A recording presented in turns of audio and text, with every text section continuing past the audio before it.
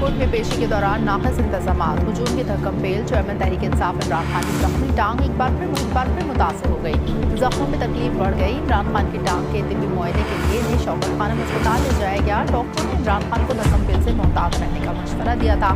डॉक्टरों ने तिब्बी मुआयने के बाद इन्हें फौरी आराम की अद्वियात फराहम की।